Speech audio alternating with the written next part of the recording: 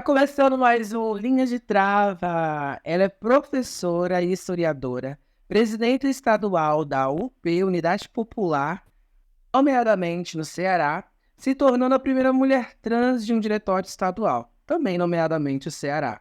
Eu tô com ela hoje, Suede Carvalho. Seja bem-vinda, Suede. Eu que fico feliz em estar aqui, agradeço demais o convite e tamo junto. Seja muito bem-vinda mesmo, é um prazer imenso estar aqui diante de você. E só antes de começarmos tudo, vamos dar alguns recadinhos bem rápidos. Se você ainda não segue o Linhas de Trava nas redes sociais, gente, vai lá, segue no Instagram, segue em todas as plataformas de streaming que você tiver no áudio, porque as gatinhas precisam desenvolver esse babado para que ele seja babadeiro ainda mais. Tá difícil, gente, mas a gente tá tentando. Vamos nessa. Mas vamos para ela. Suede. Quem é Suede Carvalho? Essa pergunta é sempre a mais difícil. Eu acho muito difícil responder essa pergunta, mas vamos lá. Não, Suede Carvalho é uma professora, uma historiadora, uma pessoa genuinamente interessada e dedicada em tentar melhorar junto com os trabalhadores a vida da nossa classe no Brasil, que é tão sofrida, em melhorar a vida das pessoas trans, avançar a pauta das pessoas trans e LGBT no país que mais mata pessoas trans no mundo. E sou uma pessoa que me vejo como um pouco desprendida, porque não é algo que eu faço por querer. O meu sonho de vida é ter uma vida tranquila, em que eu trabalhe e vá para casa e escreva e fique de boa. Mas eu não consigo. Eu fico muito revoltada com as coisas, sempre fiquei muito revoltada com as coisas e sempre me senti levada para a militância. Então eu milito por consciência. Então eu sou uma pessoa hoje que, pro bem ou pro mal, é muito definida pelo que faço. Eu sou muito definida pelo que eu faço, porque boa parte do meu tempo é dedicado para militância hoje em dia. Quando eu não estou trabalhando, eu estou militando. E um dos meus trabalhos, que é com o Ian Neves, também é militância, né? Um dos meus trabalhos, eu sou roteirista, sou professor e sou roteirista de um canal justamente de pautas de esquerda. Então, boa parte do meu tempo eu estou pensando em militância, estou fazendo militância, porque eu vejo urgência. Então, Suede Carvalho é essa pessoa que está o tempo todo trabalhando, se tornou essa pessoa que está o tempo todo trabalhando, é uma pessoa espreendida e, antes de tudo, é uma professora de história interessada em desenvolver o Brasil de uma forma que as pessoas tenham acesso ao básico, pelo menos. Eu não sei se eu respondi bem, porque eu sou muito ruim em responder essas perguntas sobre. Não se preocupe, você respondeu maravilhosamente bem. E é livre, é o que você vê de você mesma, tá bem? Tranquilo. Suede, você se denomina uma mulher trans não binária, como você se define? Sou uma mulher trans, mulher trans, pronome ela, dela. Binária que nem eu. É, isso. Se conhecer como uma pessoa transgênero é um processo individual para todas as pessoas, né? Uhum. E muitas vezes a falta de informação faz com que alguns processos demorem a acontecer ou Uhum. a se entender dentro desse processo. Por exemplo, no meu caso, eu vim entender a minha transexualidade quando eu já tinha 26 anos, depois já estava divorciada, enfim, um Sim. mundaréu de coisas. Bom, em que momento, Sueli, você se vê como uma pessoa trans e como daquele, putz, eu não sou, eu nasci homem, mas contudo, entretanto e todavia, eu me sinto e me reconheço como uma mulher. Como isso acontece para você? Desde a infância, eu nunca consegui me identificar muito bem com a masculinidade.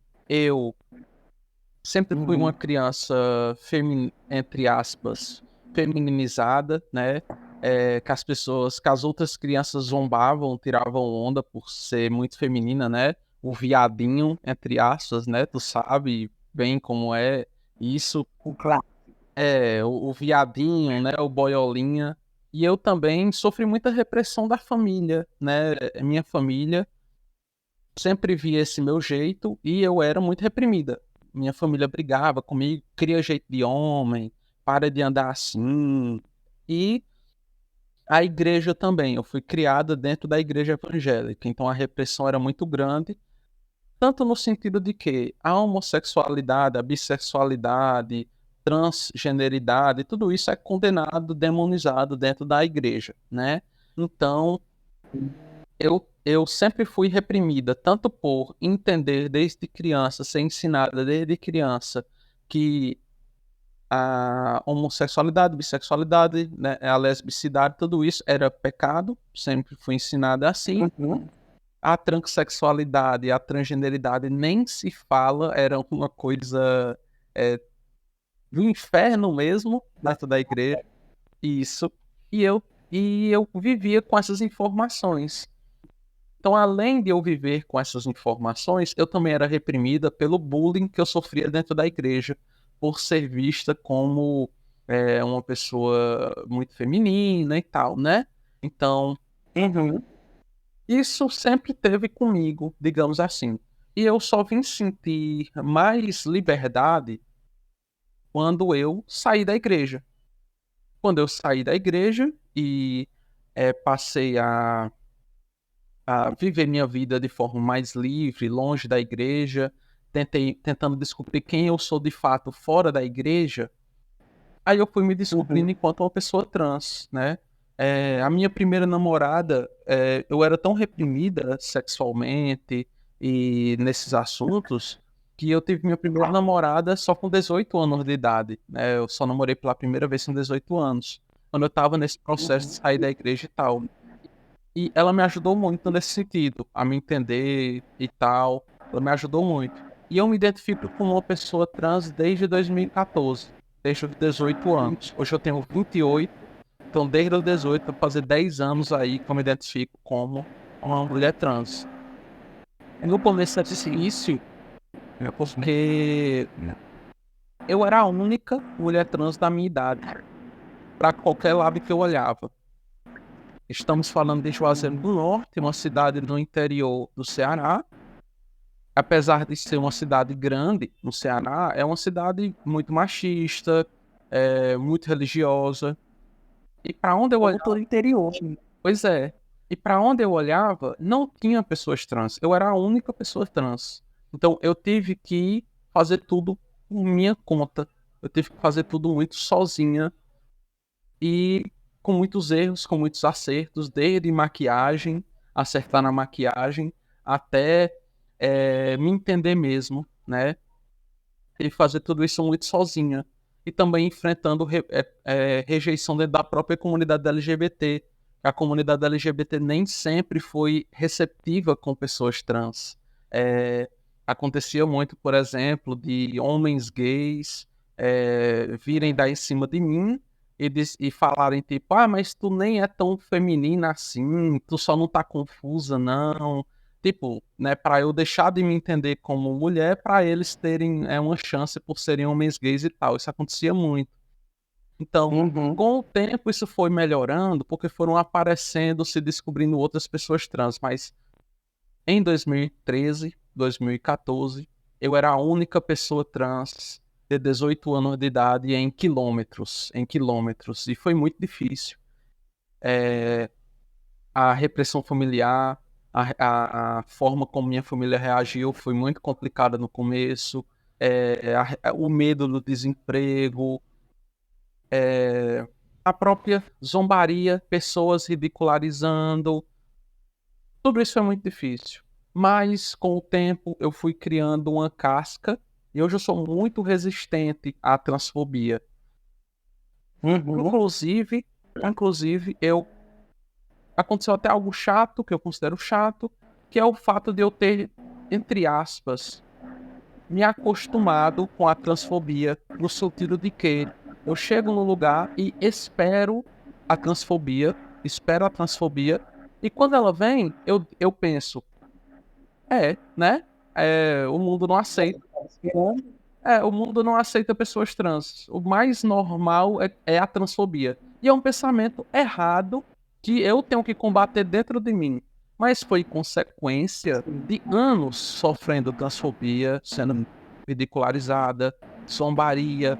Qualquer post sobre mim no Instagram, vão aparecer alguns comentários lá me ridicularizando, me chamando de farsa, dizendo coisas horríveis do tipo: ah, Deus criou a mulher, mas todo produto tem a versão pirata. Esse tipo de comentário e tal. E Normalmente as pessoas que fazem esse tipo de comentário são as que mais gostam, né? As que mais procuram nas prateleiras, assim, escondidas do mercado. O Brasil é um país muito transfóbico e as mulheres trans são vistas como objetos sexuais, né? Então, eu acho, na verdade. Olha, vou te dizer uma coisa, Suede. Não é só do Brasil, tá? Aqui em Portugal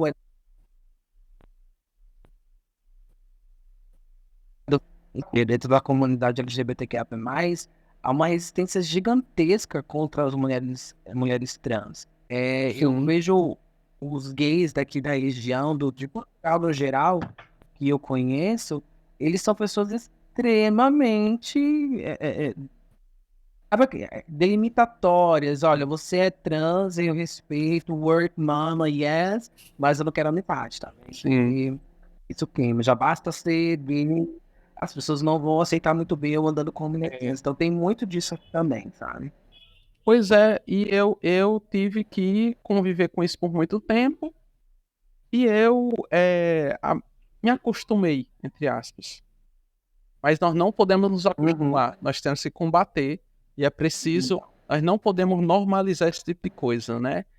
Mas a gente acaba criando esse pensamento para proteger a nós mesmos. Porque eu vou ficar magoada por todo comentário, por todo olhar torto.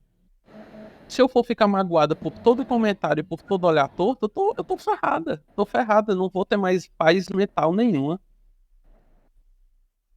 Mas ó, uma coisa interessante, Suede, é que, assim, eu concordo totalmente com o que tu tá falando, assim, número, gênero e grau. Contudo, eu também criei esse tipo de casca pra mim, sabe? Eu já não era uma pessoa de sair muito, eu nunca gostei muito eu nunca fui baladeira, né? O negócio é sair, comer alguma coisinha, conversar, bater papo. Sim. É isso que eu gosto de fazer da minha vida, nos meus momentos de lazer. Mas quando me proponho a sair, algumas vezes acontecia, o preconceito que eu sofria dentro desses lugares, de pessoas héteros, pessoas gays, enfim, do rolê todo, começaram a criar uma certa resistência da minha parte, por exemplo. E hoje em dia eu me pego pensando 35 milhões de vezes antes de decidir se eu vou sair ou não. Sim. Então eu falo para os meus amigos, eles me chamam, eles me convidam para ir para os eventos. Eu falo, gente, olha, vocês precisam entender uma coisa sobre isso, né? Eu preciso estar bem comigo, de aparência, com a minha aparência, eu preciso estar bem nesse dia. Sim. Eu preciso estar bem mentalmente, fisicamente e preparar o meu mental para lidar com os olhares que eles vão. Sim. Mas ao mesmo tempo, eu me pego pensando, eu preciso reivindicar esses espaços onde as pessoas me olham como se eu não pertencesse àquele lugar, se eu não devesse pertencer àquele lugar. Sim. Porque sim, esses lugares me pertencem e eu preciso reivindicá-los. Mas lutar com o teu psicológico para fazer, olha, você sabe o que você precisa fazer, mas executar a tarefa é um bocadinho difícil. Com certeza é, com certeza. E essa questão da passabilidade, né? De ser uma mulher trans que performa a feminilidade mais afetada possível para ser aceita como mulher. Isso me afeta muito, porque isso foi algo que eu sempre rejeitei. É engraçado isso, porque quando eu era homem e me identificava como homem cis, eu era o viadinho, o boiolinha. Quando eu passei a me identificar como uma mulher trans, eu virei Ai, uma trans caminhoneira, uma sapatrans, né? E, uma marca. e isso é muito chato, porque, primeiro, você para ser uma mulher. Você, para ser uma mulher trans, você não precisa performar essa femininidade, meu Deus, glamour, afetada, não. E nem mulheres cis precisam, porque aqui eu, enquanto mulher trans, eu preciso, né? Os hormônios que a gente toma, tudo isso age de forma diferente em cada uma. Não vão acontecer as mesmas coisas em cada corpo. E o fato de eu, entre aspas, ser uma mulher trans mais com um perfil mais duro, com uma voz mais grave, não me torna uma pessoa menos trans. E outra coisa, eu aprendi a ter esse tom de voz para passar por cima do desrespeito. Porque quando eu entrei na vida política, quando eu comecei a comentar sobre política, principalmente em coletivos independentes, antes de entrar na UP, as pessoas me achavam ridícula, as pessoas passavam por cima do que eu falava. Eu tive que aprender a engrossar minha voz, a falar mais grosso, a falar mais alto, para poder ser ouvida. Então, digamos assim, foi um personagem que eu fui criando e a máscara pregou no meu rosto, digamos assim. Era uma máscara que eu Sim. colocava e a máscara foi colando no meu rosto e eu não consigo mais tirar. No começo eu precisava me esforçar para deixar a voz grave, eu precisava me esforçar para deixar minha voz alta, altiva, e hoje eu não consigo não ter uma voz grave, altiva e tal. E são características que, infelizmente, na nossa sociedade extremamente machista, são associadas à masculinidade. Essa questão da voz altiva, da voz firme, são associadas à masculinidade. Então, se você é uma mulher trans que tem uma voz mais grossa, uma voz mais firme, uma voz mais. Você é associada com masculinidade, né? Então, é chato. Isso especialmente me incomoda, né? Então, quando eu vou sair de casa, muitas vezes essa impressão de que eu vou ser considerada uma mulher trans, mas uma mulher trans não tão trans pelas outras pessoas, Sim, trans fake. incomoda muito, porque, assim, na hora de sofrer a opressão, não tem transfake. Todas nós sofremos a mesma opressão, a mesma violência Sim. sexual, as mesmas. As pessoas acham, quando eu saio na rua, elas acham que eu tô fazendo o programa do mesmo jeito. Não tem diferença. Na hora do acolhimento, tem diferença, mas na hora da opressão, não tem, infelizmente. Isso é muito triste. Agora eu quero trazer para ti, Suede, nessa mesma linha que a gente está falando. Eu quero trazer um pensamento e ver o que você pensa a respeito disso. A infabilidade. Há muitas mulheres trans que rejeitam totalmente a passabilidade. Eu tenho uma visão específica a respeito disso. Logo no começo da minha transição, na verdade, da transição da maioria das meninas, né? A gente tem uma aversão a tudo que seja masculino, a tudo que seja minimamente ligado àquele universo que a gente está se divorciando. Hoje, depois de 3 anos que eu comecei meu processo, hoje ainda não faço a hormonização, hoje ainda não tenho nenhum procedimento estético específico para a transição, mas eu me pego pensando muito a respeito da passabilidade Sim. e de alguns privilégios que isso acaba trazendo. Eu não acho que seja privilégio, mas talvez uma paz, acho que a palavra certa é essa. Traz uma certa paz para a vida de uma pessoa trans. A passabilidade, hoje em dia, eu considero que muitas meninas trans, e eu me incluo nisso, buscam a passabilidade no intuito de ter uma vida mais tranquila, uma vida mais sossegada, porque lidar com microagressões todo santo dia é uma coisa assim terrível. Isso é o que eu passo todo santo dia. Aqui em Portugal não tem muito essa coisa de ai, mulher trans apanhando no meio da rua, não tem muito disso. Mas as microagressões que nós sofremos todo santo dia, principalmente eu que sou uma mulher trans que não tenho assim, uma aparência tão feminina, que eu não tenho uma passabilidade, né, evidente, e principalmente porque minha voz é grave também, eu vejo dentro da passabilidade uma possibilidade de não ter que passar por algumas microagressões e geralmente eu iria passar. O que você pensa a respeito disso? De pessoas que buscam esse padrão de passabilidade? Eu acho que a sociedade impõe esses padrões de feminilidade tanto para mulheres cis quanto para mulheres trans. Eu acho que as mulheres trans Sim. e as mulheres cis não estão livres disso. Se você é uma mulher cis e tem gestos, um jeito que é entendido socialmente como mais masculino, você também vai sofrer algum tipo de repressão. Então, com as mulheres trans também não é diferente. Então, os mesmos padrões de beleza são exigidos das mulheres cis e das mulheres trans. Agora, isso é, na minha concepção, especialmente aterrorizante para as mulheres trans, porque as mulheres trans elas têm que provar que elas são mulheres e que elas são femininas ao mesmo tempo. Então, elas são incentivadas a performar muito mais feminilidade do que uma mulher cis. Tem que ser muito mais femininas. E sabe um problema muito grande nisso, na minha concepção, é que a nossa sociedade é muito machista. E a nossa sociedade só vê, e principalmente no Brasil, patriarcal ao extremo, só vê mulheres como objetos, como reprodutoras, e elas só são humanizadas, entre aspas, na visão machista, patriarcal, quando elas se casam e têm filhos.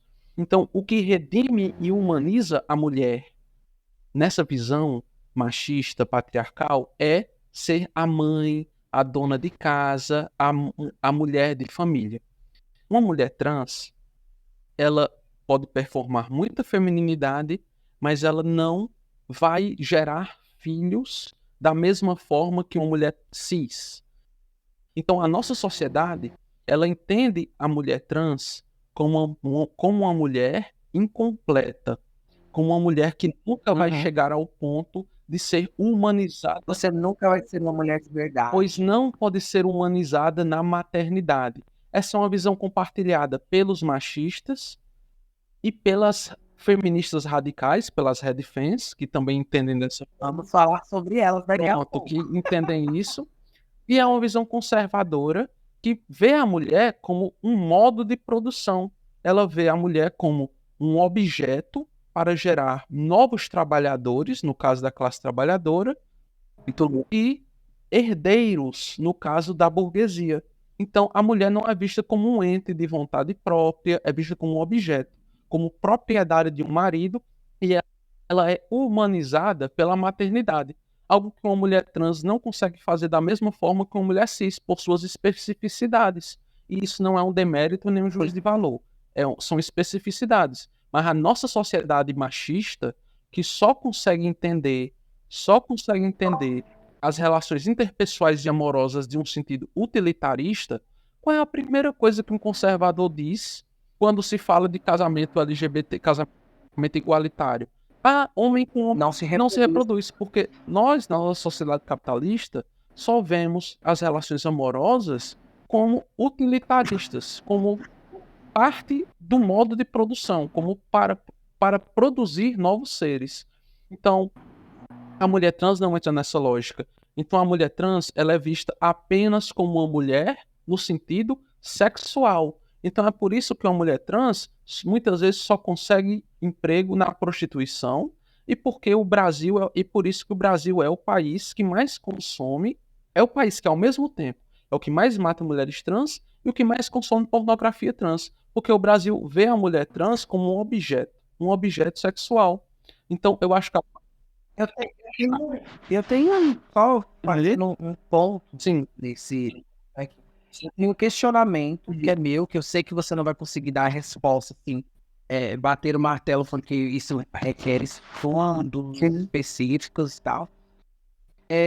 Eu já me peguei pensando a respeito disso. O Brasil é o país que mais mata mulheres trans, mesmo sendo o país que mais consome conteúdo transerótico. Sim. Contudo, eu fico me perguntando se em outros países, por exemplo, como no países do Oriente Médio, países com leis rígidas para pessoas LGBTQIA+, esses números não aumentariam se fossem países liberados, sabe? Onde ser LGBTQIA+ não fosse um problema, por exemplo. Eu tenho esse questionamento, não sei se você já pensou a respeito disso, e também não quero invisibilizar o quão prejudicial muitas vezes é. Sim.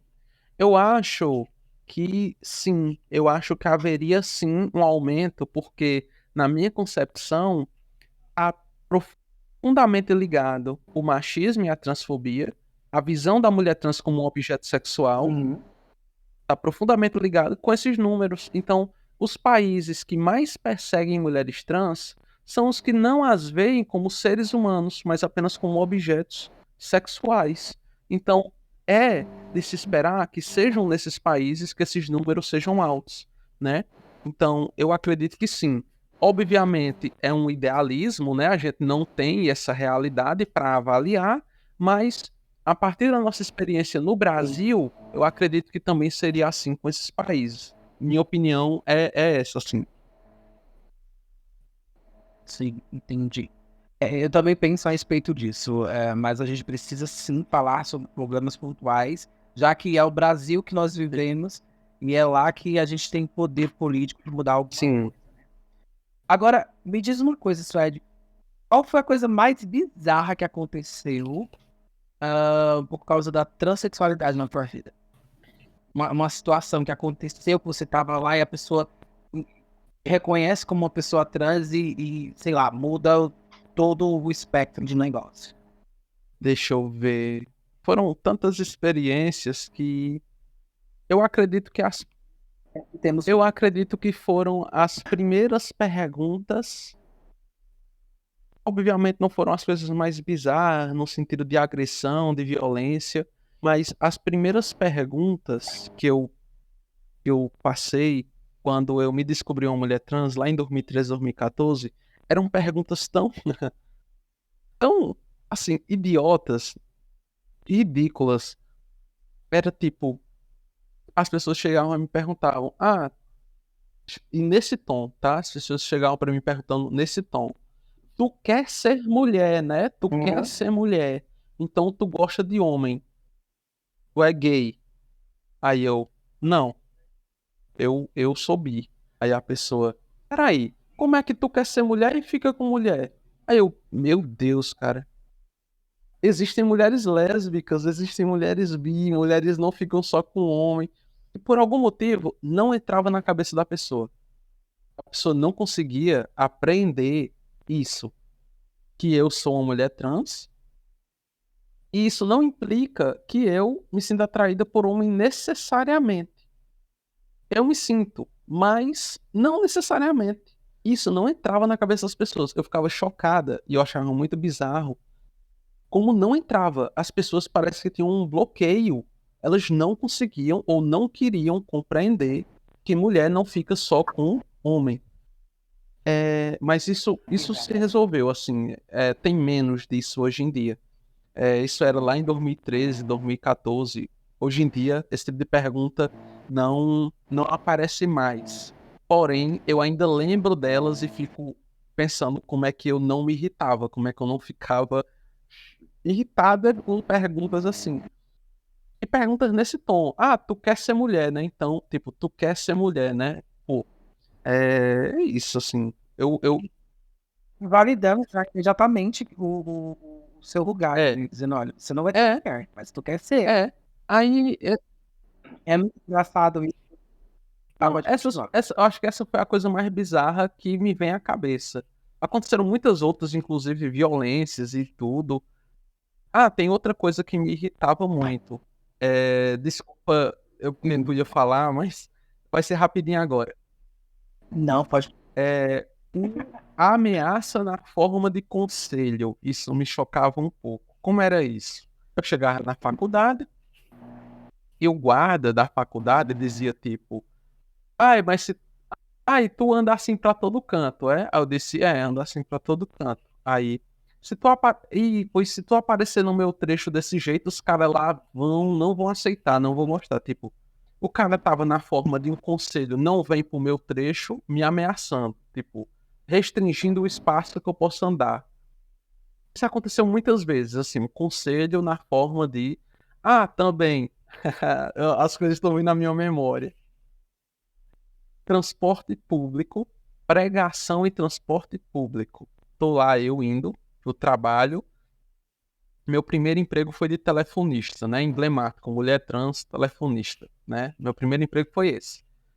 Indo pro trabalho, indo lá pro meu emprego de atendente de telemarketing, já puta, porque eu tenho que passar o dia atendendo uma ligação atrás da outra, um trabalho super mecânico, repetindo frases repetidas e tal, frases, sloganzinhos, e isso me irritava muito.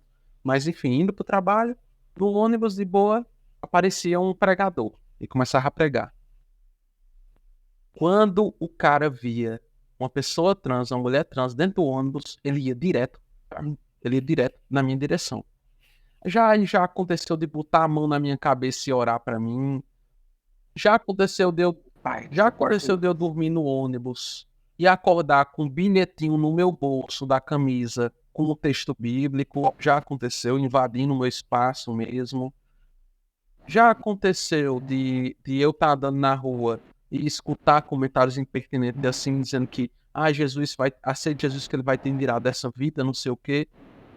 Isso acontecia muito também, né? Hoje, felizmente, também acontece menos. Mas lá por 2015, eu tava no ônibus, subiu uma pessoa para pregar dentro do ônibus, me via, ia direto para mim. Ela parecia que os outros passageiros não existiam. Ela ia direto na minha direção e começava a invadir meu espaço. Tinha que É, salvar. é isso aí, porque assim, eu já saí da igreja.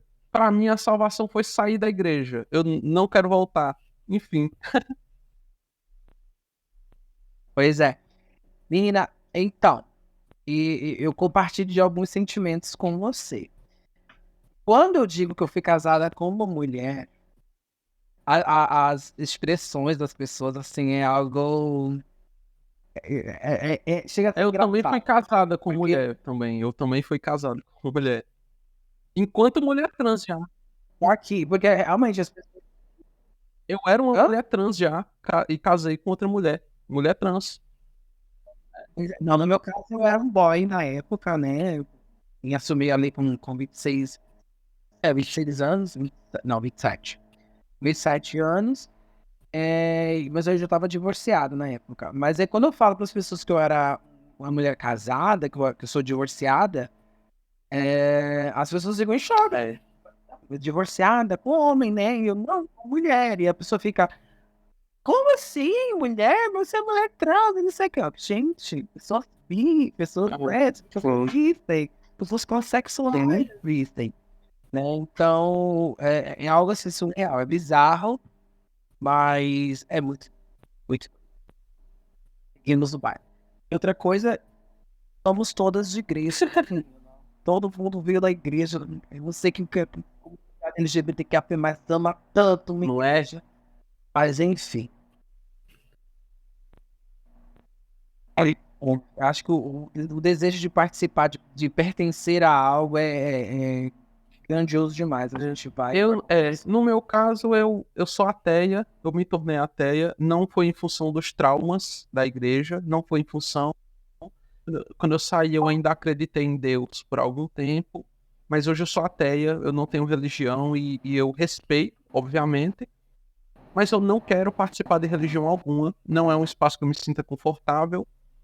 Eu não gosto de regras que não têm uma base racional, natural, material sobre minha vida. Ah, Acredite porque você precisa acreditar. eu não gosto disso. Eu sou uma pessoa muito. Eu estou muito bem, eu estou muito em paz. sabendo que essa é a única vida que nós temos. Eu estou muito em paz com isso. Eu não me aflige saber que vou morrer e que não vai ter nada depois. Não me aflige nem um pouco. Eu estou em paz e eu acho até que isso me incentiva a viver mais plenamente essa vida e a ajudar as pessoas. Uma das principais coisas da minha ética, de como eu vejo a ética, é isso. Acreditar que só existe essa vida.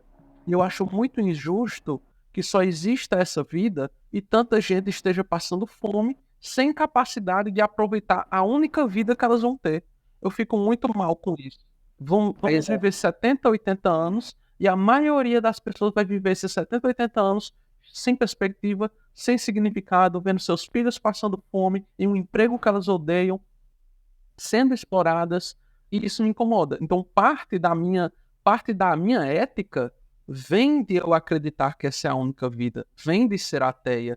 Então, religião não me faz falta, nem na moral, nem na ética, e nem para eu ter mais paz comigo mesmo. Religião não me faz falta. Eu entendo e respeito quem precisa. Sou defensora da liberdade religiosa, mas sou também defensora da liberdade de não crer. Eu faço parte desse mesmo pensamento. Hoje em dia, a minha vida inteira foi religiosa, por minha parte mesmo, incrivelmente. Todo mundo tem uma história de, minha família já era da igreja e tal. Eu não, eu que fui pra igreja mesmo, fui católica, coroinha, depois virei mórmon, fiz missão, casei na igreja, olha, tudo que pega, eu Sim. fiz. E hoje em dia não tenho crença nenhuma, não gosto de dogmas, odeio religiões no geral, mas respeito todas. Eu sempre digo isso. Odeio todas igualmente, mas respeito todas. Porque eu acho que cada um tem que ter a sua Eu, liberdade de acreditar no que quer, do jeito que quer, e é assim. Só que eu, por exemplo, já tenho um probleminha com morte, só que não medo da morte. Eu sou muito sim. controladora. E eu fico passando mal quando eu penso em morte, porque eu não sei o que é que vai vir depois, né? É só um apagão, mas como isso acontece, o processo ali. Enfim, mas eu não quero deixar mórbida essa conversa. É, mas enfim. Como foi a recepção da tua família acerca da tua transexualidade e como é o teu contato com A ela recepção hoje? foi a pior possível. Parte da minha família fingiu que simplesmente não estava acontecendo. Outra parte dizia: se você não parar com isso, a gente vai esquecer que você existe. Né? Vamos esquecer que você existe. Foi muito difícil.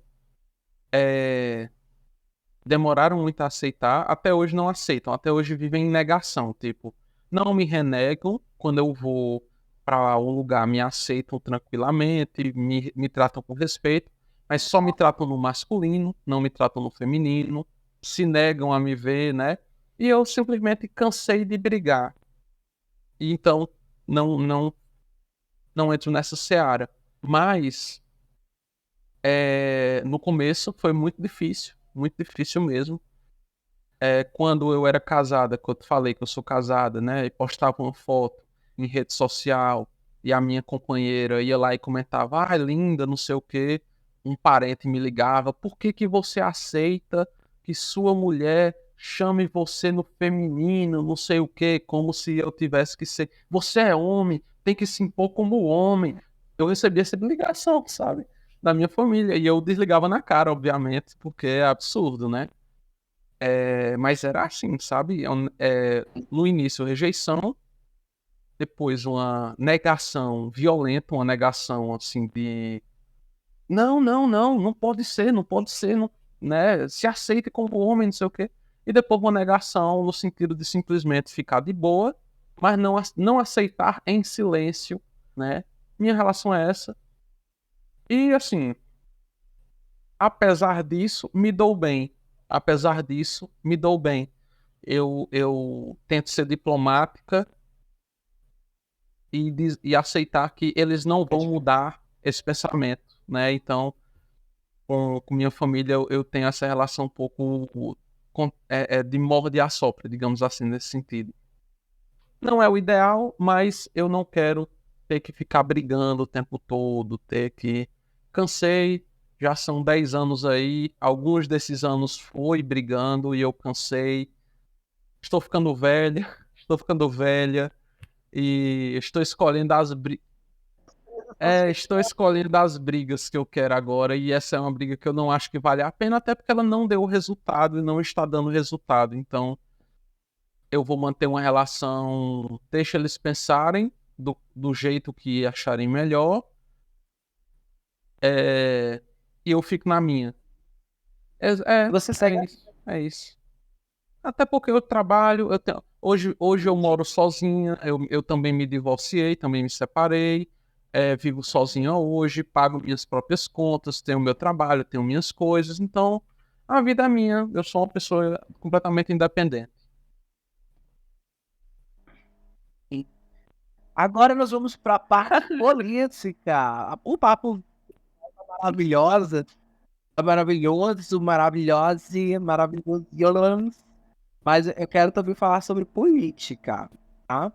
Eu vi uma entrevista lá no teu Instagram, você tem uma frase lá que você fala assim: não basta ser trans, tem de haver um projeto político. O que você quis dizer exatamente? E eu quis dizer que nós não podemos nos iludir com essa representatividade quando ela é vazia. É muito importante ter deputadas, deputados, deputades, senadores trans. Muito importante. Mas não basta. É preciso saber que projeto estão defendendo. E eu sempre falo uma coisa que deixa algumas pessoas de cabelo em pé, mas que eu acho muito acertada, e vou sempre dizer e falo categoricamente. Suede Carvalho aqui prefere votar em um homem branco, hétero, cis, de esquerda, socialista e defensor da classe trabalhadora do que uma mulher trans, liberal, que defende pauta de banco, que defende pauta de empresário, que defende pauta de direita, como, por exemplo, o Tammy Gretchen, por exemplo. Tammy Gretchen foi deputada estadual no Rio de Janeiro, com uma pauta super reacionária, super conservadora. Se tivesse o Tammy Gretchen e o Glauber Braga, do PSOL, que é um homem hétero branco, eu votaria no Glauber Braga tranquilamente. Eu não votaria no Tammy Gretchen, aliás, no Tammy Gretchen, por ele ser um homem trans. Não votaria. Assim como não votaria, né, em nenhuma ou nenhum candidato ou candidata trans se ele não defendesse um projeto político para a classe trabalhadora. Porque as nossas pautas, enquanto pessoas trans, estão completamente ligadas à nossa classe social. Essa preocupação de não ter emprego, sendo uma mulher trans, de eu me revelar enquanto mulher trans e não ter emprego, é uma pauta da classe trabalhadora. Eu estar preocupada em não conseguir hormônios, a minha reposição hormonal, meu tratamento hormonal, a minha transgenitalização para as que querem fazer, obviamente, porque nem todas querem, e é correto que nem todas queiram, mas não conseguir isso pelo SUS é uma preocupação da classe trabalhadora. Uma mulher trans da burguesia, filha de uma família rica, vai fazer isso na Europa, nos melhores hospitais, não é uma preocupação para ela. Então, as nossas preocupações existenciais enquanto mulher trans estão profundamente e umbilicalmente ligadas à nossa classe social. Então, eu só vou votar em candidatas, candidatos e candidatas trans se eles forem de esquerda e defenderem o projeto que seja para a classe trabalhadora. Porque eu defendo as mulheres trans trabalhadoras. Todas as mulheres trans sofrem transfobia. Todas. Só que a transfobia que a mulher trabalhadora sofre pode matar ela de fome ou de agressão mesmo, ou de suicídio por não ver perspectiva. A mulher trans da burguesia sofre transfobia? Evidentemente que sofre, mas tem tratamento nos melhores hospitais, não precisa se preocupar com emprego, vai ter uma transição das mais tranquilas, vai fazer seu processo da forma mais tranquila e segura. Enquanto uma mulher trans trabalhadora não consegue emprego, é obrigada a se prostituir para colocar um silicone de baixa qualidade que pode dar uma infecção e matar ela. Então são coisas totalmente diferentes. Então, uma mulher trans, para ter o meu voto, precisa ter um projeto para a classe trabalhadora. Não tem, para mim, isso é o principal. Então, não basta ser trans. A pessoa precisa ter um projeto político para a classe trabalhadora. Sim. A representatividade Sim, perfeitamente. adianta ser não adianta só ser Isso. só trans para você já não se representa. Não é bem assim. Infelizmente, a visão hegemônica é de que se é uma mulher trans, automaticamente ela tem as mesmas vivências que eu e vai me entender. Não, não é assim. Não é assim. Nós sentimos de forma diferente.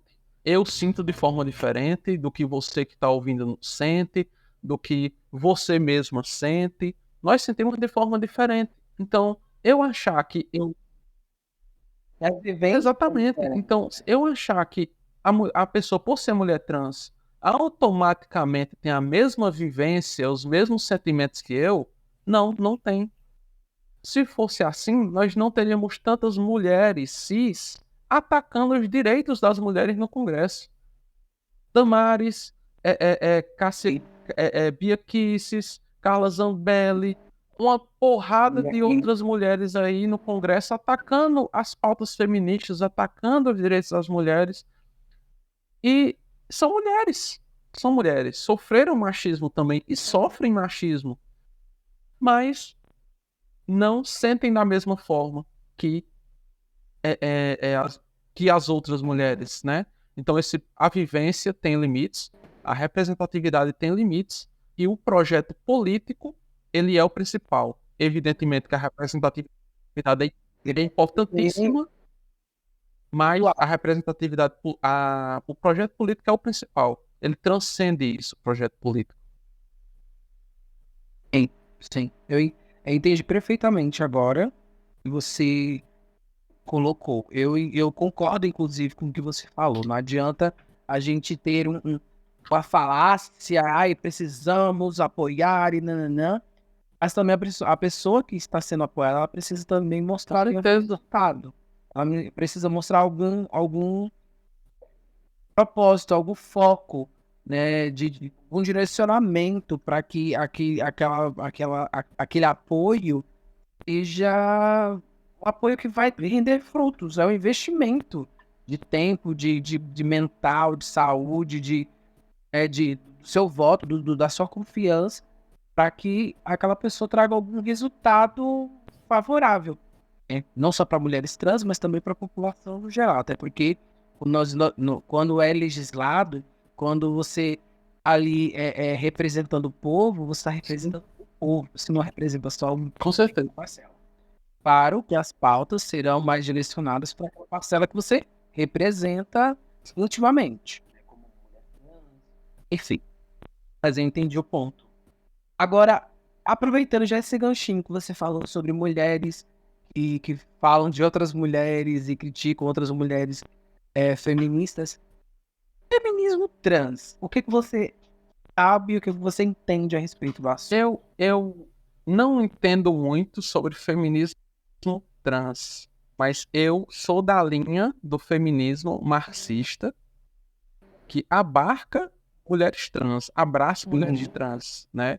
Eu acredito que o feminismo, por esses motivos que eu coloquei anteriormente, apresentei anteriormente, desses padrões de beleza e de feminilidade impostos às mulheres cis, também serem impostos às mulheres trans, aproxima muito as pautas feministas das pautas das mulheres trans. Então é perfeitamente crível para mim o feminismo trans. É perfeitamente crível.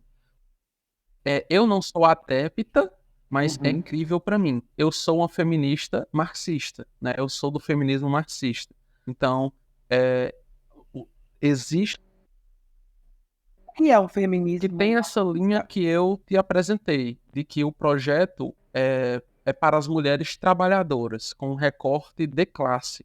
Não entende as mulheres e as mulheres trans também, mulheres cis e trans, mulheres negras e as mulheres em sua diversidade, não as Mulheres no entende geral. em abstrato, mas as entende a partir de um recorte de classe.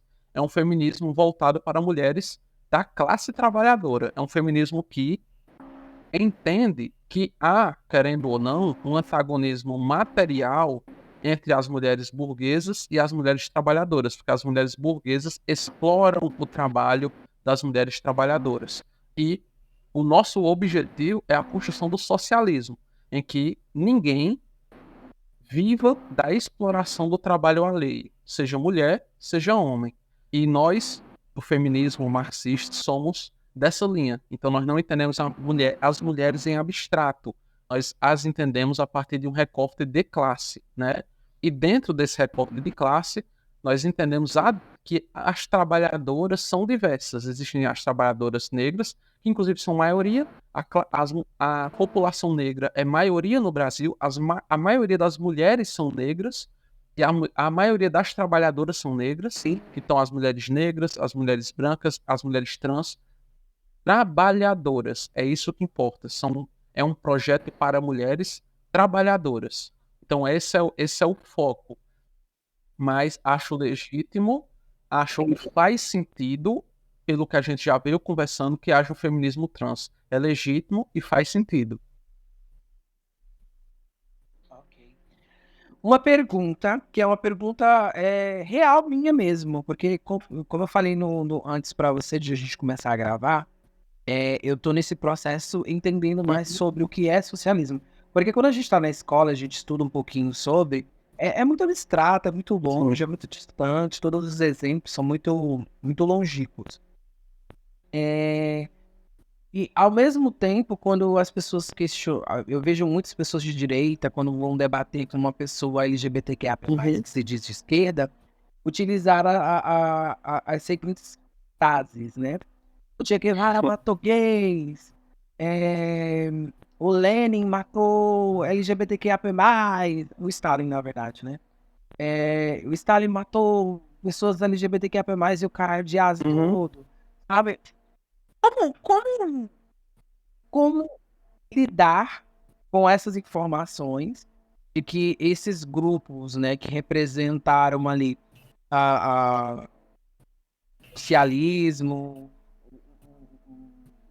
fácil de comunismo, tá muito de comunismo, mas pronto. Como a gente, como vocês lidam, como você lida com essas informações, né? Falácias, São falácias no sentido de que o Che Guevara não fuzilava homossexuais. Não tem, isso não existe, tá? Evidentemente que era um cara homofóbico, né? Homofóbico no sentido de que era um homem da época e falava coisas homofóbicas, né? Chamava outros homens que deserdavam do exército revolucionário de maricas, de bichona, no sentido pejorativo, mas não fuzilava. Como a esquerda no Brasil também fez Pois é. na época da A ditadura. esquerda e principalmente os comunistas se afastaram por muito tempo das pautas LGBT. Isso é verdade. E deixaram as pautas LGBT para serem abraçadas justamente pelos liberais, pelas grandes empresas, pelo Pink Money. Tanto é que hoje em dia ser LGBT está associado ao consumismo. A ter uma diva pop, a adotar uma diva pop, como sua, não sei o quê. Porque foram os liberais que abraçaram os LGBT, as LGBT. Os comunistas deixaram de lado. A esquerda deixou de lado. Então, a gente tem feito essa autocrítica nos últimos tempos. Precisamos recuperar, precisamos conquistar as pessoas LGBT. Porque as pessoas LGBT são as mais oprimidas pelo sistema que a gente vive. Uma das mais, porque se um homem cis, hétero e branco sofre com desemprego e com os ataques à classe trabalhadora, imagine uma mulher trans na periferia, o que ela não sofre com desemprego. Quando um direito trabalhista é atacado, se o homem hétero cis branco sofre, imagina o impacto que vai ter na periferia e com as mulheres transperiféricas e com as pessoas LGBT, que em tempos que a economia está bem, já sofrem. Então, a gente entende a urgência de conquistar as pessoas LGBT para a nossa pauta. Mas o que é que acontecia? O mundo inteiro, até os anos 90, entendia como uma doença. A homossexualidade entendia como doença, a transexualidade e a transgeneridade como doença. E os países socialistas também entendiam, né? Faziam um tratamento para pessoas homossexuais, para curar, entre aspas, ela dessa homossexualidade. Faziam, como todos os países do mundo faziam, infelizmente. Dois erros não fazem um acerto, mas é importante a gente contextualizar, porque falam como se fosse uma coisa dos países socialistas isso. Não era. Inglaterra, Estados Unidos. Uma coisa geral, né? A Inglaterra fez isso com O Lou Reed, do Velvet Underground, o Lou Reed, esse cara, ele era bissexual, ele foi levado para um hospício e fazer um tratamento de choque com ele nos Estados Unidos, porque ele era bissexual. O cara tem até um álbum, que é o Velvet Underground, tem um álbum, White Light, White Heat, que é ele falando sobre a experiência de ter levado esses choques por ser bissexual nos Estados Unidos. Na União Soviética, em Cuba, você tinha tratamentos para pessoas LGBT, mas nada tão bárbaro quanto dar choques na cabeça. Isso não acontecia. Era errado. Muito errado. Então, Não teoricamente, estou aqui só para deixar claro que eu não acho que isso alivia a barra. Era errado, era uma posição errada, não justifica o mundo todo fazer, então a gente faz também. Não justifica. Mas era a cultura geral, era como o mundo tratava a questão, infelizmente. era o conhecimento. Infelizmente era e precisa ser contextualizado. Não podemos falar como se isso fosse uma especificidade dos países socialistas. Não era. Era um problema mundial que também existia nos países socialistas. Mas deixa eu só dizer uma coisa antes de concluir. Estamos fazendo autocrítica em todo lugar. Cuba aprovou ano passado o Estatuto da Família mais avançado do mundo. Cuba hoje reconhece como família qualquer grupo de pessoas que se reúnam em uma relação estável entre si e se amem. Qualquer grupo. Pode ser homem, pode ser mulher, pode ser avô e cuidando dos seus netos pequenos, pode ser mãe solteira, mãe solo, aliás, pode ser pai solo, pode ser duas mulheres, pode ser trisal, pode ser o que for. Cuba entende como família hoje. Está lá no Estatuto da Família de Cuba, que foi aprovado em plebiscito no ano passado. O Partido Comunista de Cuba fazendo campanha a favor de quem? A Igreja Católica lá, que existe a Igreja Católica forte em Cuba, fazendo campanha contra. E o Partido Comunista Está em todo canto, né? o Partido Comunista fazendo campanha a favor e aprovaram. Então, nós reconhecemos nós comunistas, reconhecemos esse erro e trabalhamos para corrigir. E estamos fazendo autocrítica e nós queremos agora, reconhecemos que erramos, nossas avaliações enquanto comunistas foram erradas e nós estamos correndo para atrás do atraso. E eu faço parte desse processo. Sou a primeira, como você falou, presidenta do Diretório Estadual Trans em um partido comunista. E vocês podem dizer: ah, é muito fácil, né, Suede? É para fazer média.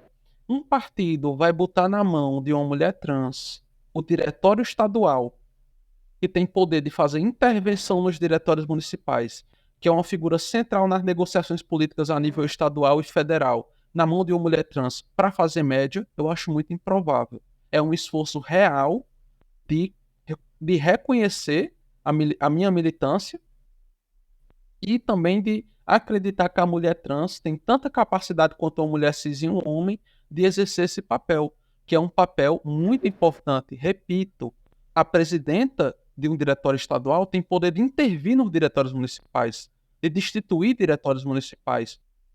É responsável pelo trabalho de coordenar o trabalho do partido em todas as regiões do estado. É muita responsabilidade. Nenhum partido daria esse trabalho para uma pessoa para fazer média. Exatamente. Então, nós temos feito essa autocrítica e nós temos avançado rápido de 2010 para cá, os comunistas, os socialistas fizeram vários avanços na luta junto das pessoas LGBT. Então, eu percebo isso de forma dialética, né? Foram erros sérios, graves, mas que temos nos esforçado em corrigir.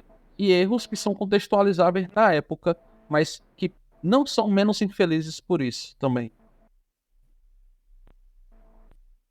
Sim, entendi.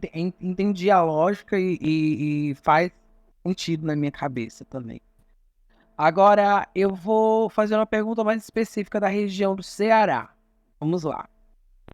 De acordo com o dossiê de assassinato de pessoas trans, o Ceará ele encabeça hoje o estado que mais mata pessoas trans no geral, né, no Brasil.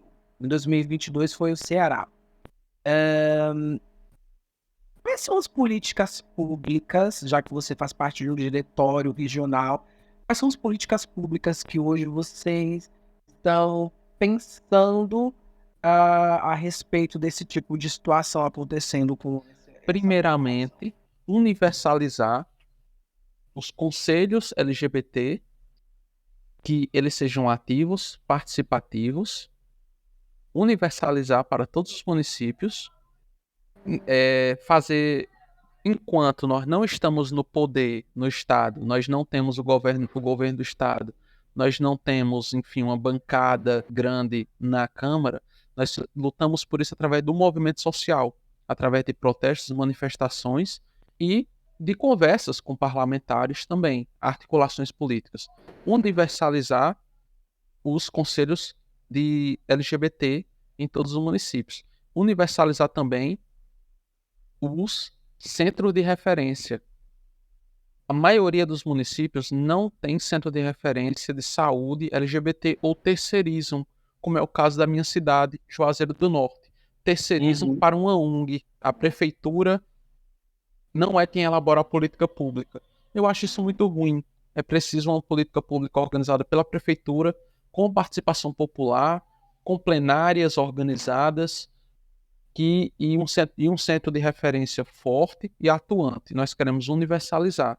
Mas, principalmente, elaborar, nós queremos, e em nossos programas de governo, nas eleições, nós propomos a elaboração de programas de saúde específicos para pessoas trans e LGBTs em geral. Porém, a gente esbarra em alguns empecilhos. Antes, nós esbarrávamos na PEC 55, e congelava gastos públicos por 20 anos, e agora a gente esbarra no arcabouço fiscal, que condiciona novos investimentos públicos ao crescimento do PIB no ano anterior. Nós achamos muito improvável conseguirmos um programa de saúde forte, pujante e que atenda à demanda da população trans e LGBT em geral com esses impeditivos, com esses obstáculos. Então nós precisamos revogar a PEC 55, revogar o arcabouço fiscal e possibilitar que os recursos para a população LGBT na saúde vão, de fato, para essas áreas e fomentem programas fortes nesse sentido de possibilitar de forma gratuita as demandas das pessoas trans, para que elas se sintam bem consigo mesmas, né? Consigam se ver como querem, digamos assim, com auxílio do sistema público de saúde e um sistema público de saúde que atenda também às demandas psicológicas, psiquiátricas específicas dessa comunidade. Também queremos, e isso é o central do programa do nosso partido, nós queremos aumentar a participação popular na política. Nós não queremos uma democracia em que se vota só de 2 em 2 anos. Nós queremos que a população seja chamada mais vezes a opinar, que os conselhos tenham um poder deliberativo, que possam possibilitar que a opinião da população seja ouvida. Nós achamos que dentro desse projeto, dentro dessa perspectiva, há mais espaço para que as pessoas LGBT opinem mais sobre a política que será voltada a elas. Então nós achamos que defender uma democracia mais direta, mais participativa, possibilita que a comunidade LGBT tenha mais representação na base e possa opinar de forma deliberativa sobre as políticas para a sua comunidade. Então, todos os nossos programas, eles são ou os que não são diretamente voltados para as pessoas LGBT, os nossos planos, o que a gente pensa, o que não é diretamente, especificamente voltado para a comunidade LGBT, é colateralmente. A gente quer aumentar a participação popular e isso, consequentemente, aumentaria a participação das pessoas LGBT também, pautando seus próprios assuntos e suas próprias demandas. Sim, muito bom mesmo. E concordo, número general. Claro, a população brasileira ainda precisa ainda de se politizar mais. Acho que não só a comunidade LGBTQIA+, Só que a sociedade como um posso todo, ela fazer só precisa uma observaçãozinha? dessa Só uma observaçãozinha? coisa. Justamente isso que você está falando, eu acho que a população não é tão politizada porque ela não é chamada para participar mais vezes. A população vê a política como algo distante dela. Nós queremos que a população participe da política. A prática de fazer política irá politizar a população. Nós não podemos achar que a gente vai politizar a população para ela votar melhor de 2 em 2 anos. Não. A gente acredita que a população não se interessa por política porque sente a política distante dela.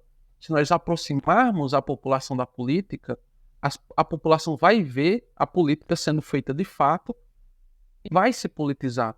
É essa a nossa visão, digamos assim.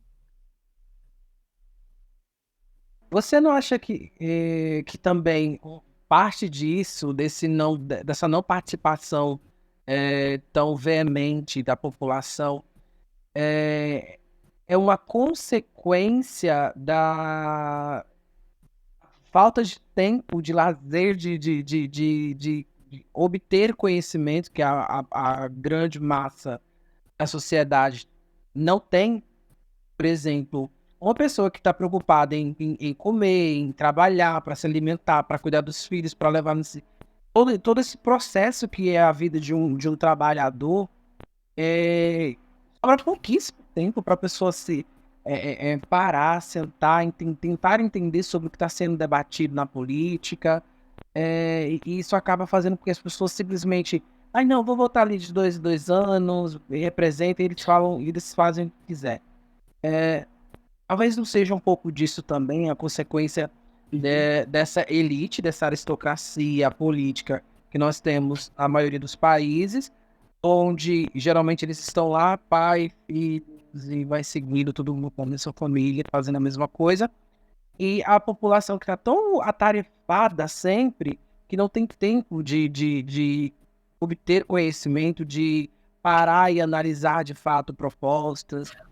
Normalmente as pessoas votam porque, eu gosto mais desse, esse aqui fala melhor, né? Enfim. Mas nunca é pautado em, a proposta desse daqui me beneficia em tal ponto, favorece isso a longo prazo. Consigo sim, consigo sim. E essa questão da jornada de trabalho, da exploração do trabalho, também é fruto dessa política. Esses políticos, se a gente for tentar pautar no Congresso de hoje diminuição da jornada de trabalho, não vai ser aprovado, mesmo a população sendo toda a favor.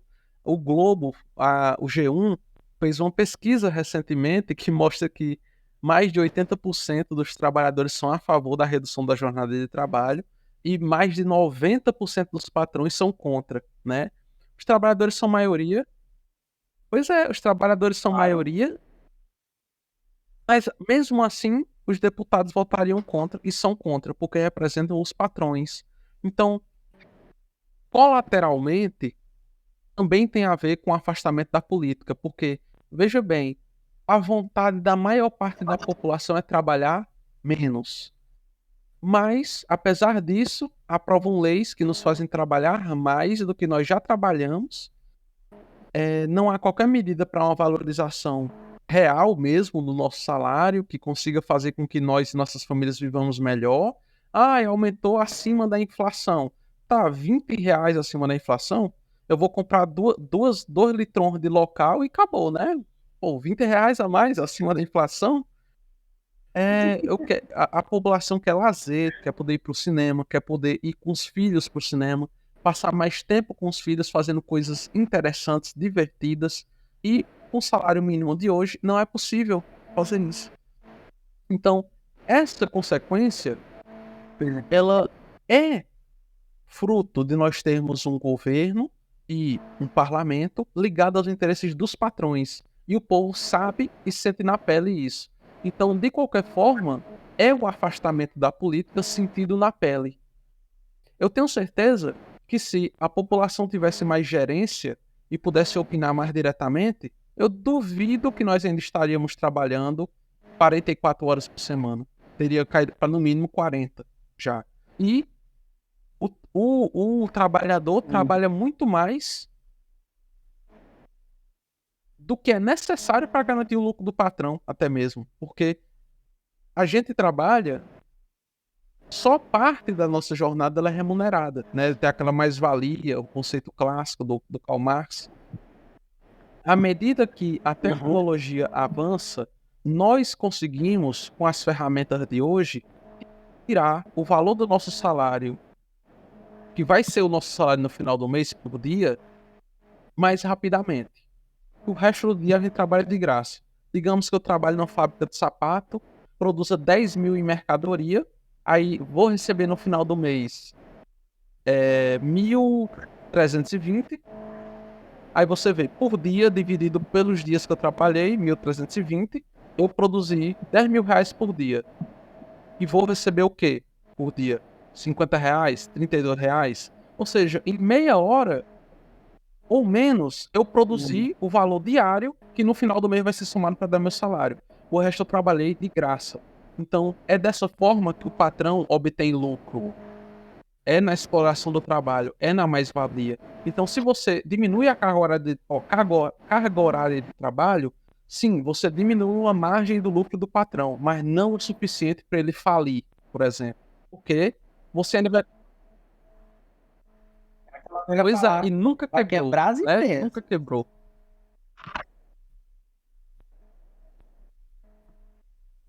É complicado esse povo. Capitalismo vai consumir esse planeta. Na verdade, já está consumindo. Infelizmente. Como um grande tumor que ele é. Agora, Então, finalizei. finalizou. Ok. Agora a gente vai para um jogo rápido. Mas é bem rápido mesmo. São bem pontuais e você pode jogar o que vier na sua cabeça de pronto, tá? Não. Alguma dúvida? Piada sem graça, trauma de infância? Ok. Uma Érica pessoa trans... Foda. Concordo plenamente. A pessoa trans mais foda que existe no país hoje é a Erika Rio. Um LGBTQIAP+, Deixa eu ver. Essa, que é muita gente. Desculpa, essa eu não vou conseguir ser rápida. É muita gente mesmo. Mas vamos lá. Quem é? que a Quero nome. Quero nome. Pronto. Pode ser até duas. Deixa eu ver. Que luz foda. Que eu posso assim dizer mesmo. Bater. Assim, artisticamente, vamos lá. Eu gosto, na verdade, muito do David Bowie. Eu gosto muito do David Bowie, musicalmente. E deixa eu ver. Pessoal LGBT. Porque eu não quero ser injusta com ninguém. Eu não quero falar o nome e depois pensar, meu Deus, essa era mais foda do que eu. Uhum. Vou limitar então. Ah, Vou do citar pra Brasil. você. Do Brasil. Do Brasil. Vamos lá. Eu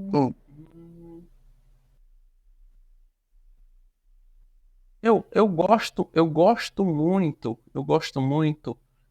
Tem, evidentemente, que tem, assim, não que eu concorde politicamente com tudo, mas eu gosto muito da Rita Von Hunt, né? Que é um cara drag, né? Mas que LGBT eu gosto muito, porque, assim, eu acho muito corajoso, né? O que ele faz, né? Quanto uma drag queen e tal. E a personagem que ele criou, né? É maravilhosa. E acho Aquela história, né? de muita coragem, primeiro, se colocar, mesmo quando isso ainda não era tão comum, na internet, assim, se apresentar discutindo política de forma séria, embasada, de forma muito erudita, em um local que é muito inóspito para a gente, você recebe comentários te xingando direto, em que não é um consenso dentro da própria esquerda dar protagonismo para pessoas LGBT, e principalmente quando ela começou não era assim, era bem pior. E no ano passado, ela bateu o pé dizendo que as organizações de esquerda poderiam apresentar suas candidaturas, não precisava ser só o Lula no primeiro turno, que elas poderiam apresentar seu programa com candidaturas. Ela sofreu um backlash enorme e aguentou. Segurou, Sim, não se lembro retratou, disso. segurou. Então, apesar de eu não concordar politicamente com tudo, eu admiro imensamente a coragem, a firmeza da Rita Von Hunt. Eu também, eu acho ela muito foda, assim. As pessoas LGBTQIA+, que eu sigo hoje em dia, ela é, assim, tá no meu top 5 de pessoas, assim, mais influentes da minha vida. E ela que me trouxe aí Faz um trabalho, pensamento mais de esquerda, né? Ela faz uma ponte muito dar uma importante entre a pauta LGBT e a pauta socialista, que é uma ótima introdução para esse mundo mesmo. Sim, é muito bom mesmo. Ela que me trouxe pra cá, meu amor. Tô aqui por conta dela. Por conta dela. Ela nem sabe. Meu sonho, o sonho da minha vida vai zerar quando eu for Vai dar entrevistar certo, muitos. vai dar Tem certo. um dia, não sei quando, mas vai. Um livro Um livro. de teoria, a ideologia alemã do Karl Marx mudou minha vida. Assim, foi o livro que me colocou no marxismo, que me levou para o marxismo. Fiquei chocada quando eu li assim cada página parecia que eu ficava, meu Deus, como é que eu nunca pensei nisso antes? Isso é tão lúcido, meu Deus! Eu me sentia assim iluminada a cada página que eu lia. Pois é, exatamente. De literatura, eu gosto muito do Lima Barreto. Eu gosto muito do livro do Lima Barreto, o Recordações do Escrivão Isaías Caminha. Eu acredito que do Brasil é meu livro preferido. Eu gosto muito de como o Lima Barreto, em pleno processo da Primeira República, que tinha aquele impulso do branqueamento, que havia um racismo assim. O racismo é brutal hoje, mas no começo da República era ainda mais brutal, e o cara se assumia negro, anarquista, e escreveu um livro mostrando como uma pessoa talentosa, que era o escrivão Isaías Caminha, né, o protagonista do livro, uma pessoa talentosa, não importa o quão talentosa ela seja, pela cor de sua pele, ela não tem chance naquela sociedade. Então eu acho esse livro assim um livro muito corajoso e, além de tudo, bem escrito, e tem aquele sarcasmo do Lima Barreto, que é aquele sarcasmo raivoso, porém refinado. É um cara que é refinado, mas você sente a raiva ali. Isso, você sente que ele tá com raiva dessa injustiça, que ele odeia essa injustiça, mas ele faz isso de forma refinada, através do sarcasmo. Então, eu acho que é meu livro nacional preferido, Recordações de Escrivões a esse caminho, de literatura. Um filme. Um filme. Luzes da Cidade, do Chaplin. Eu gosto muito da obra, né, do Charlie Chaplin. Luzes da Cidade é meu filme preferido, porque eu acho fofo. É um filme que demonstra assim, uma bondade, que o vagabundo, né? O personagem do Chaplin, o Carlitos, se apaixona por uma mulher cega, e ele faz tudo para ajudar essa mulher cega que está ao alcance dele. E eu acho muito bonito, assim. O filme mostra uma bondade despretensiosa, uma bondade assim, um amor muito genuíno que ele sente por ela e faz tudo para ajudar ela de forma sem esperar nada em troca. É um filme que eu sempre assisto quando tô muito pessimista e quero acreditar na humanidade. E eu sempre choro no final. Eu sempre choro no final.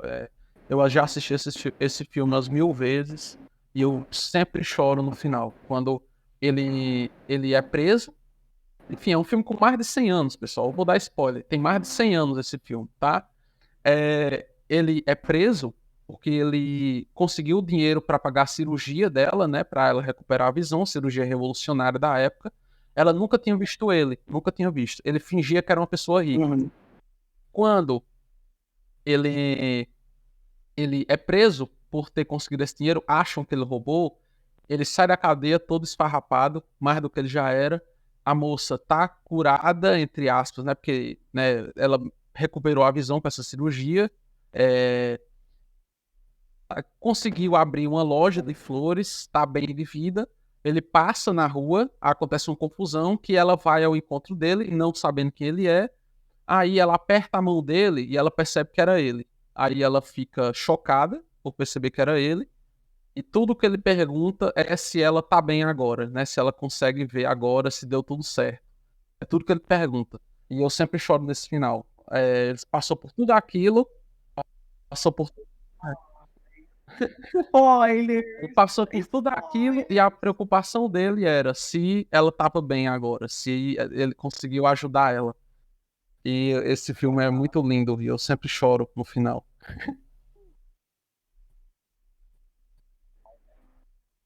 E esse é o fim do nosso bate-papo, da nossa conversa, do nosso chamego aqui. Primeiramente, eu quero agradecer imenso para você, Suede. Foi incrível, eu amei a sua presença aqui. Mas onde a gente encontra você? Fala aí suas redes sociais, onde a gente pode te encontrar, inscritos que você já tenha feito. Qual episódio lá do canal do Ian você pôde roteirizar? Perfeito. Eu comecei a trabalhar com o Ian de abril pra cá. Eu tô trabalhando com ele nos vídeos ensaio, né? Vocês vão lá no canal História Pública e os vídeos mais recentes eu ajudei ele a roteirizar. E vocês vão ver ele me citando lá nos créditos e tal, e vejam que é bom, é didático e vocês vão aprender muito. É muito importante. Para me encontrar no Instagram, tem o meu perfil, Suede Carvalho com P, tudo junto. Para vocês encontrarem meu trabalho literário, vocês vão num perfil do Insta chamado Cabaré da Tia Suede, tá? Tá lá. Não é cabaré nesse sentido, é porque o meu quarto, o meu escritório, ele é uma bagunça.